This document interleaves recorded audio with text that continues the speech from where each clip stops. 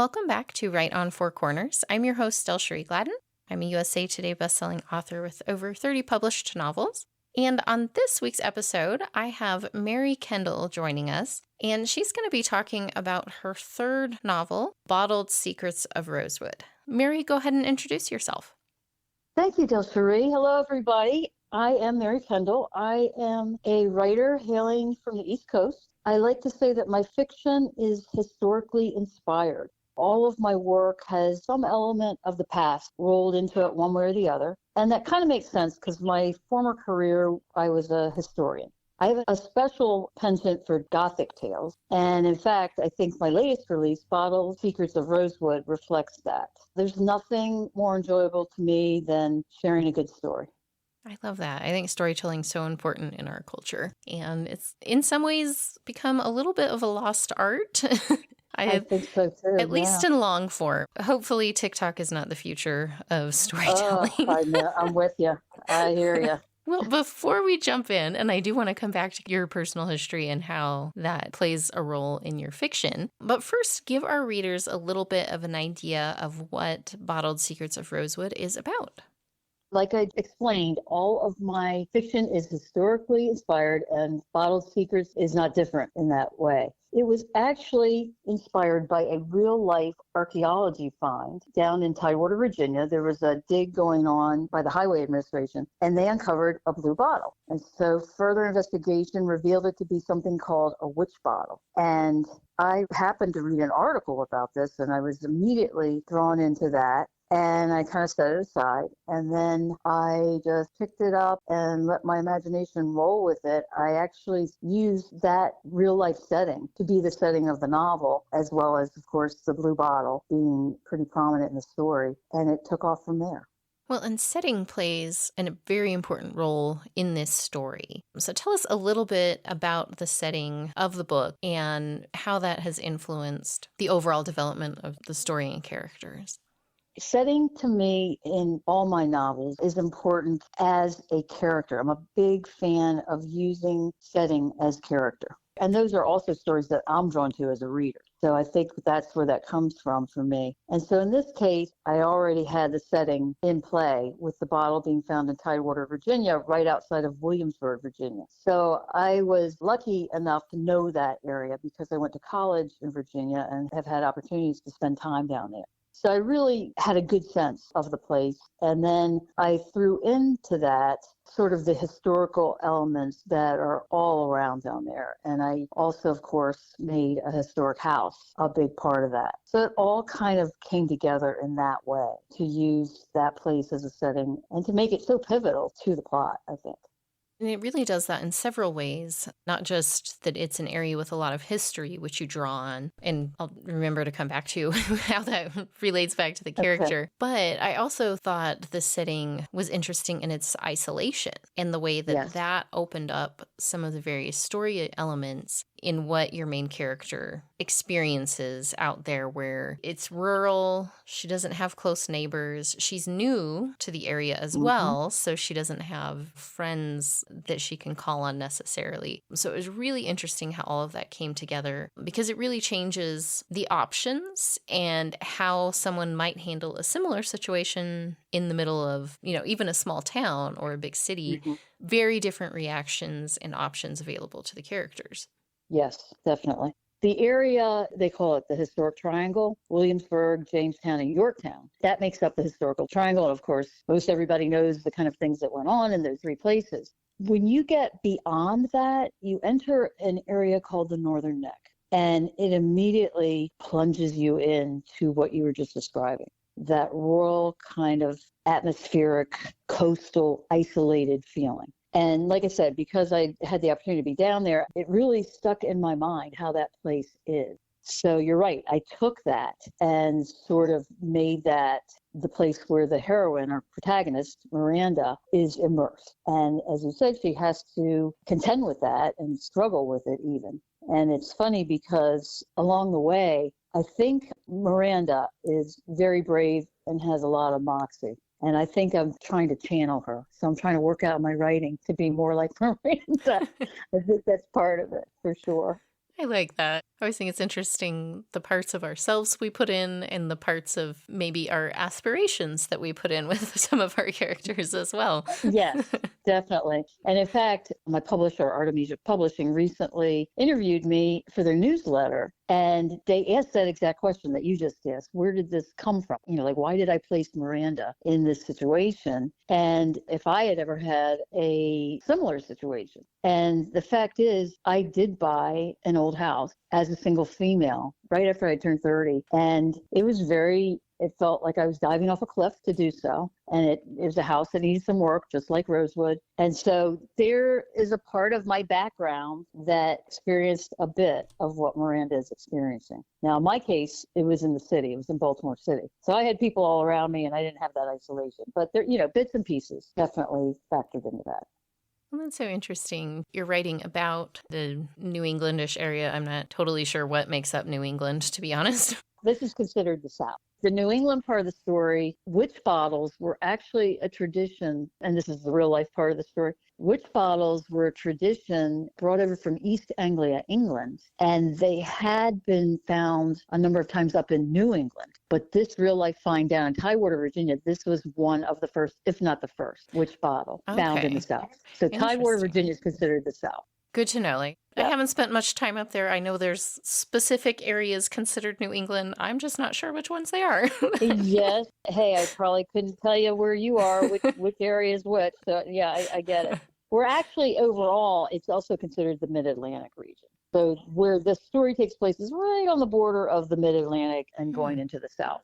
And that's an area where you've spent a lot of time, it sounds like, as well. You're familiar with that area. Yes, definitely. I was born in Washington, D.C., and then I was raised in Maryland. And sort of the whole area is called the Delmarva, Delaware, Maryland, Virginia, kind of a whole area. A lot of coastal lands in all three of those states. I guess that ties in somewhat to Write What You Know. I definitely know the place that I'm talking about here. Well, and it's interesting because I'm here in New Mexico. Your publisher's in New Mexico, which is how I got connected to you. And I'm jealous. I love New Mexico. One thing that I was struck by, even though you're very far away from where I'm at, there was a really interesting similarity with the isolation that you described that Miranda experiences being in this very rural area compared to the areas in New Mexico where we really only have a couple of what most people would probably consider big cities.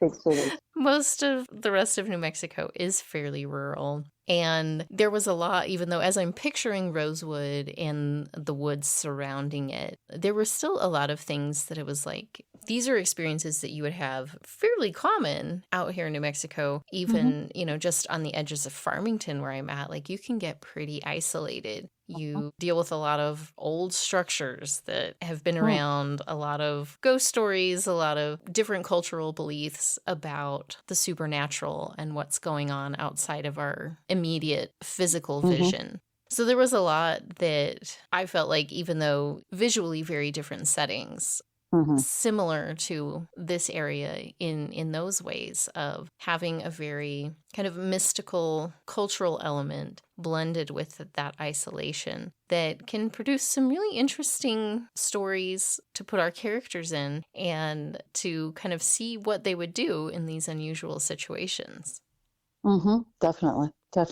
And I think when you come upon these places where people lived their lives 100 or 200 years before, there's sort of that energy sort of still is there to some degree. And I think that can somehow manifest maybe on another level that maybe some of us see and feel more than others. I think that's definitely a possibility. Well, there's so much that we don't know out there, and I think it's hard for I agree. anyone to say specifically what is and is not in many realms. Yes. In the past, I've written a lot of paranormal, mythological types of things. So it's something that appeals to me as both a writer and a reader. So I enjoyed that aspect of it. And I wanted to ask you, how did you kind of zero in on what type of extra reality type of elements you wanted to bring in? And then how did you approach that. Some people are very literal in a way, Hmm. Hmm. these are the beliefs. I'm going to stick to those rules. I'm going to follow what's already been established. I'm more on the side of like, yeah, I'm going to take the basis of it and I'm going to run with it and do whatever I want with it. Yeah. Yeah. So yeah, how did you decide where you were going to Okay. focus and what did you do with that?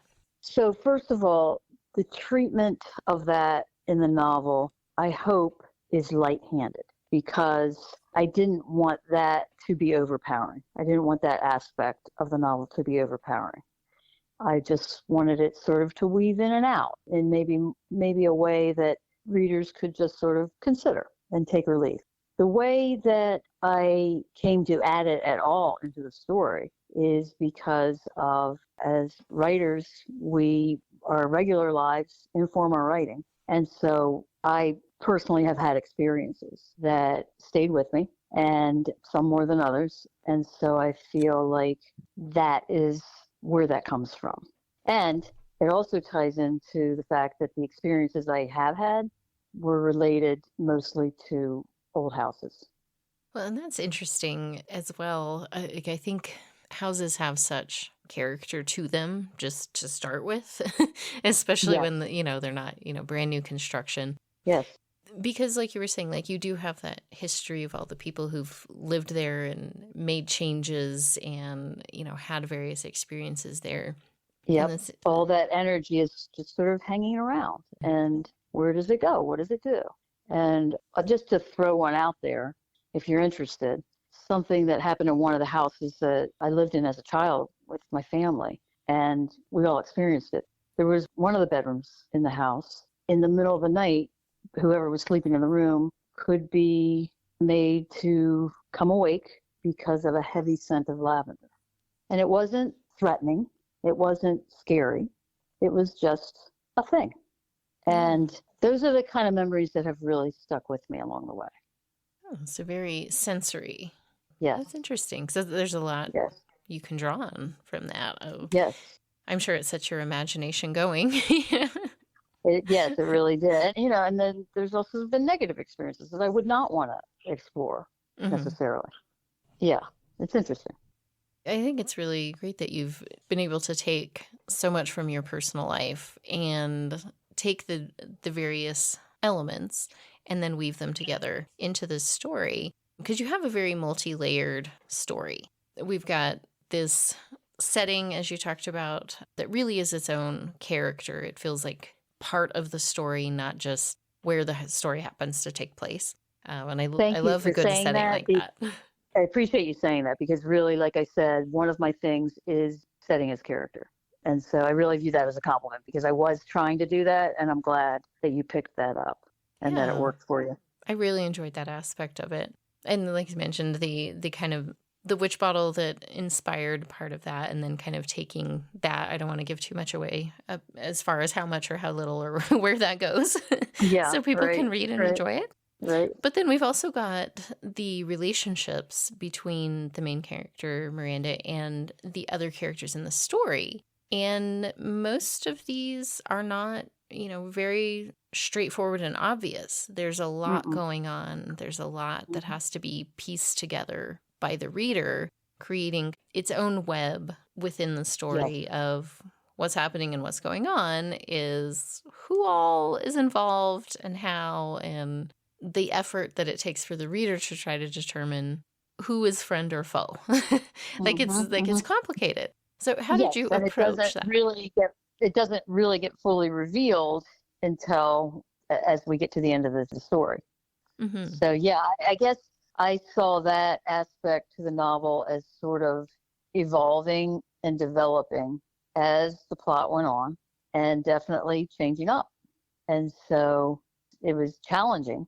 And I don't know if you ever go through this as a writer, but sometimes the characters can take you places you didn't think you were going.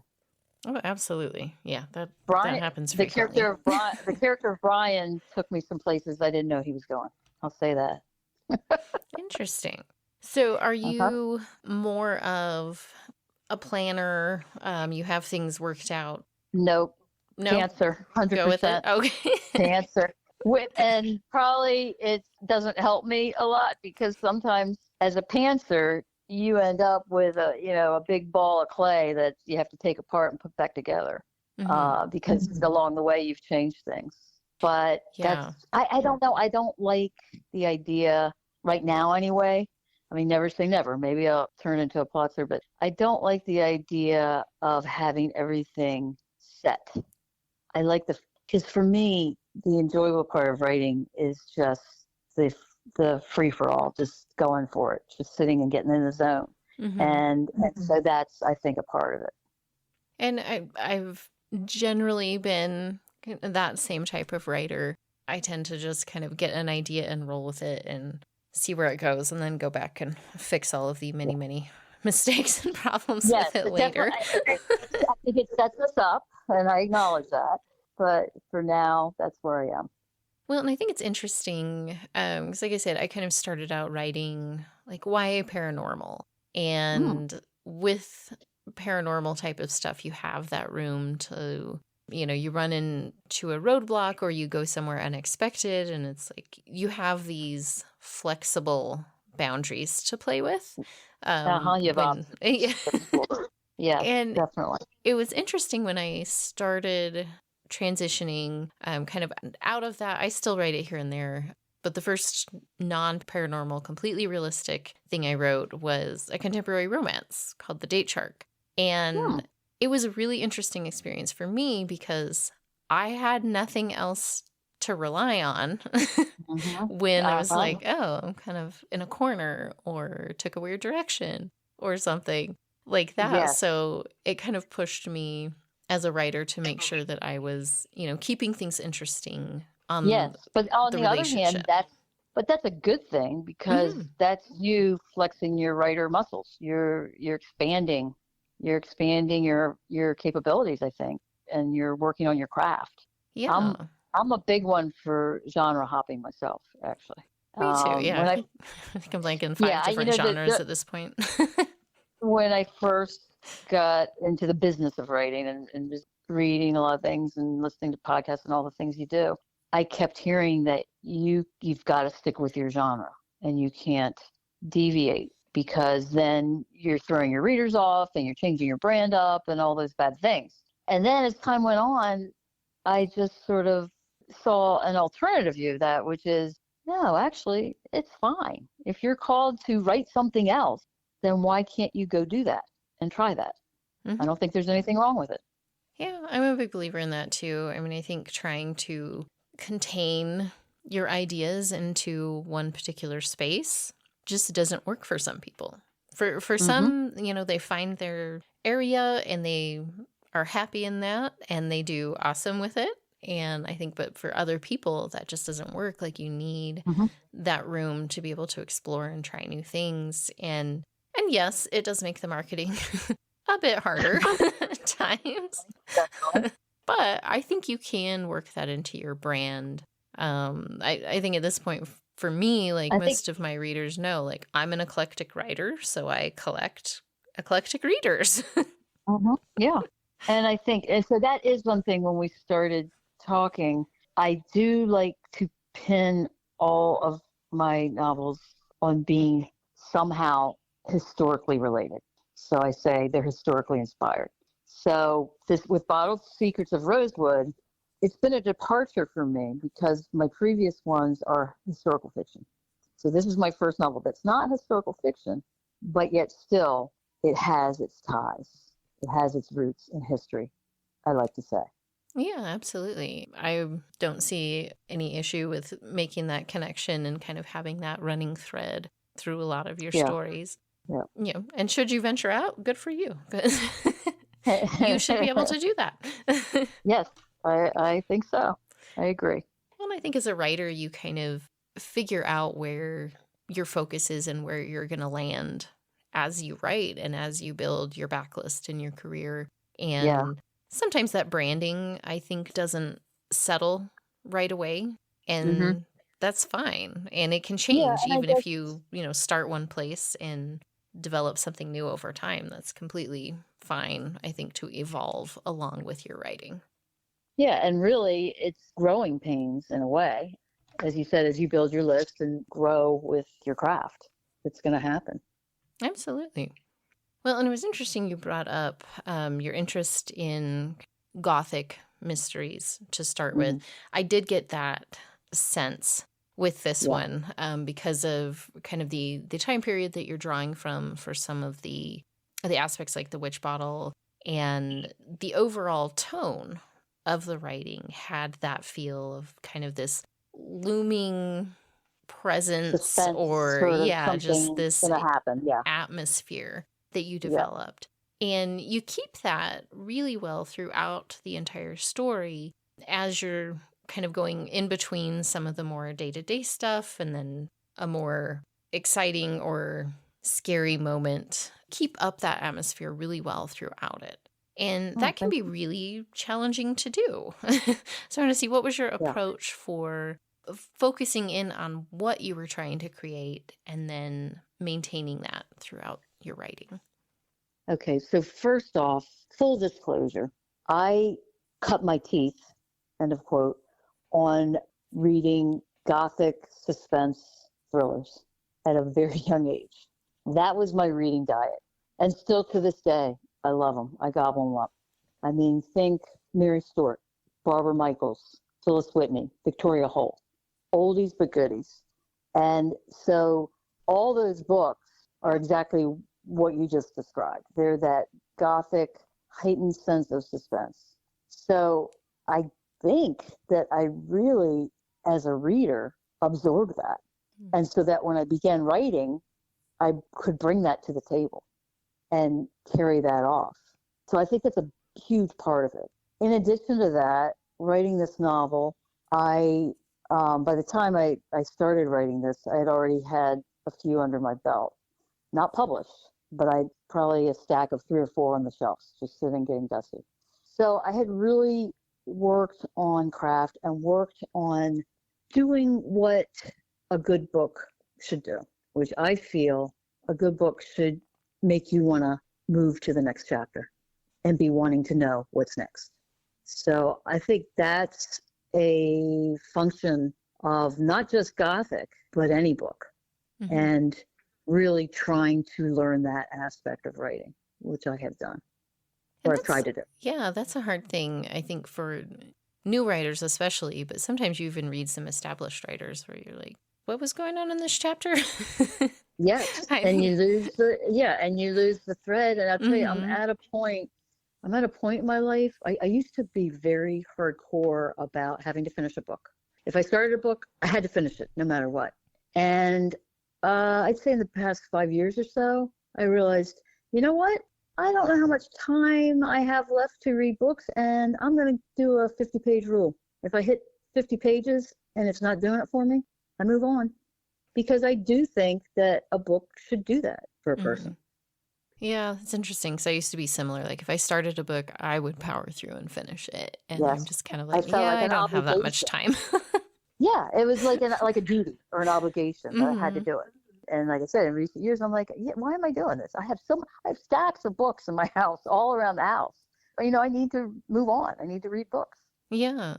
Well, and it's interesting. I mean, we've all heard kind of the advice that if you want to be a good writer, you need to be reading because Yes. that's where you learn. And yes, writing craft and critique groups and all of that are also very helpful. But I think if you don't start with reading and being a critical reader, like, yes, I'm enjoying this book, I'm captivated by the world or the relationships or, whatever it is.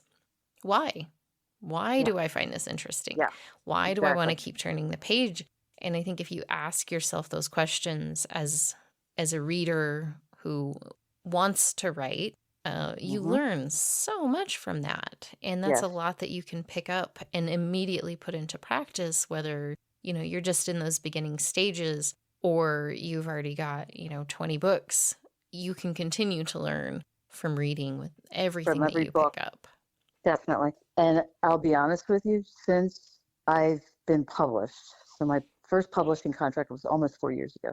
So since that time, as I became more immersed in the publishing side and the editing and all the things that go into making a book, I find that I have become more of that critical reader with Hmm. every book I read. whereas I probably wasn't that much before. But since that time, I really now think about exactly those questions you were just saying. I really do. And Well, it's helpful. it It's is. really helpful to bring to my writing desk when I sit down to write. Mm-hmm. But it is a skill that most people have to develop and have that moment to kind of like intentionally decide to do that. Mm-hmm. And then Mm-hmm. sometimes it's hard to turn it off. Yes, and like I said, those books that I give, the first 50 pages and then decide no, I'll really sit with it and be like, why isn't this working for me? Hmm. What can I learn from this? Yeah, because you can learn a 'Cause lot from a book you don't like as well. yes, yes, right, and not take what they did wrong to what you're doing Hmm. or what you think they did wrong. Oh yeah, I'm so glad you mentioned that and were able to share kind of your experience with that because I think it's a valuable lesson for writers in any stage, but Yes, especially those who are getting into it and wondering where to start and maybe don't have the access or resources to take a class or have a critique group or something like that. Like that's a great yes, starting place to just start looking at what you already like with a more yep. critical eye and then use it. And Use that those said, lessons. though, I also want to fully acknowledge that just because I don't like a book doesn't mean it's not the right book for somebody else too. Hmm. Oh, absolutely. So, Yeah, but we've all got our own taste. exactly. So what I'm bringing is my taste and what I like in a book. That's what I take from the reading experience to bring to what I'm writing. I I like guess that. that's the way to say it. Yeah, Yeah. it's a great viewpoint. Well, Yeah. Amiri, we're already starting to get short on time. But Okay. before we wrap up, I wanted to ask if you have another project you're working on that we can kind of keep an eye out for. Because I think when people read Bottled Secrets of Rosewood, they're going to want to see what else you're doing. Oh, great. I'm glad to hear that. So I actually have a book coming out next week, a week from tomorrow. It is a second edition.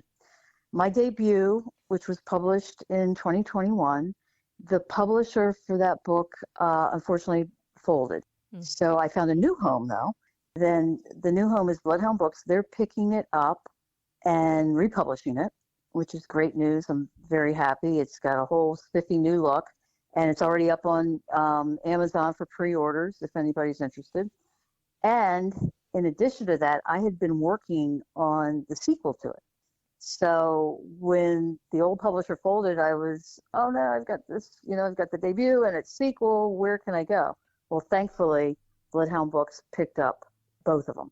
So I've got the debut being republished as a second edition and coming out October 18th next week.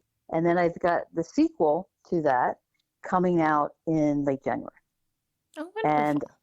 yes, so that's very exciting for me. And I'm very grateful that I can get both of those out. And so all the information about those, I use my website as kind of my hub of all the things I have going on, and it has all the links and social media channels and everything. And that's very easy to remember, marykendallauthor.com. Wonderful. Yeah, check that out. And I will add that to the show notes as well. Great. But yeah, thank you so much and stay in touch because I'd love to have you back and talk about Oh, that'd be great. the new one as well. So we can Yep. visit and schedule that in a minute. But yeah, I just wanted to remind our listeners that today we were talking about Bottled Secrets of Rosewood by Mary Kendall, and you can find more about her and the rest of her books at marykendallauthor.com. And where can people find the book right now? Bottled Secrets of Rosewood is published by the wonderful publisher Artemisia Publishing, and it is available where all books are sold. Well, Mary, thank you so much for taking the time to chat with me today, and thank you for sharing your book with me as well. Thank you. It's really been great to talk.